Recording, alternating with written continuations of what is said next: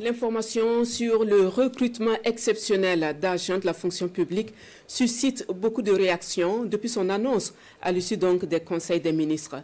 Ce jeudi, le ministre de la fonction publique est revenu sur cette décision de recrutement de 1367 agents par concours direct sans formation et par sélection de dossiers. Mathias Traoré fournit des détails sur les conditions d'accès à ces emplois. Nong Bakouda et Jean-Modeste Ouedraogo pour les précisions. Lors de sa séance du mercredi 13 août, le Conseil des ministres a autorisé le recrutement de 1367 agents au titre de l'année 2025. Ces recrutements se feront à la fois par concours direct sans formation et par sélection sur dossier en fonction des besoins spécifiques exprimés par les différents ministères concernés. Le ministre de la fonction publique, du travail et de la protection sociale revient sur cette décision et apporte plus de précisions. Il y aura au moins 778 postes qui seront pourvus par concours. Donc il s'agit d'organiser un concours et ces concours ont la même garantie de transparence que les autres concours directs que nous sommes en train d'organiser actuellement. C'est de répondre à un besoin immédiat. Là est la seule différence. Il faut répondre à un besoin immédiat. Nous recrutons des gens qui ont déjà fait la formation, qui sont donc aptes à occuper les postes à pourvoir. Et pour ce qui concerne les sélections sur dossier, nous vous avons expliqué qu'il s'agit là des gens qui sont déjà d'une part en poste, c'est-à-dire que ce sont des zones à fort défi sécuritaire et des postes sont restés vacants.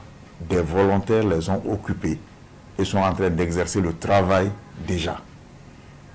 Mais ils ont les titres de capacité, ils ont les autres conditions qui sont réunies, les autres conditions d'âge, les conditions de moralité, voilà, tout est réuni. Il s'agit tout simplement de les intégrer et de les garder sur place. Selon le ministre de la fonction publique, le recrutement par sélection sur dossier concerne 2 départements ministériels. Il s'agit du ministère de l'enseignement de base, de l'alphabétisation et de la promotion des langues nationales et le ministère de l'économie et des finances. Pour ce qui concerne le ministère de l'enseignement de base, de l'alphabétisation et de la promotion des langues nationales, il s'agit du recrutement de 479 professeurs des écoles. Donc c'est ceux-là qui seront recrutés directement sur dossier.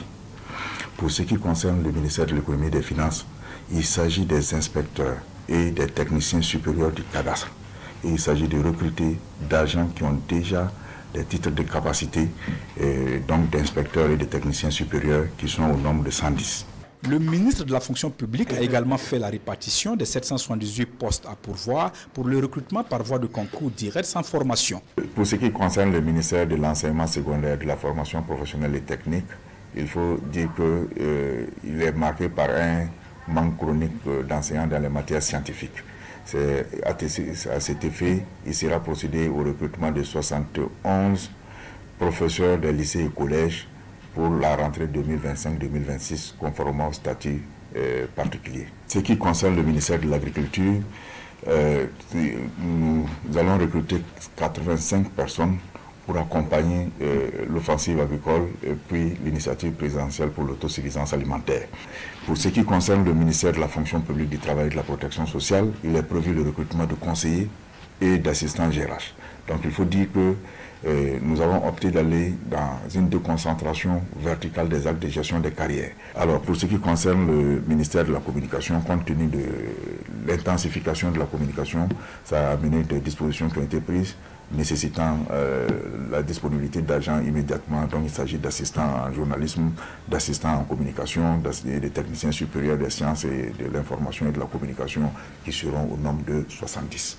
Selon le ministre de la fonction publique, du travail et de la protection sociale, ce processus se fera dans le strict respect des principes de transparence et d'égalité des chances. Je voudrais rassurer l'opinion publique et les candidats potentiels que toutes les dispositions sont prises pour que le concours qui sera organisé soit un concours transparent et leur réserver donc l'égalité des chances d'accès aux emplois publics pour ceux qui ont les conditions déjà requises. Les dépôts de candidatures seront ouverts dans les prochains jours avec un calendrier détaillé qui sera communiqué par le ministère de la fonction publique, du travail et de la protection sociale.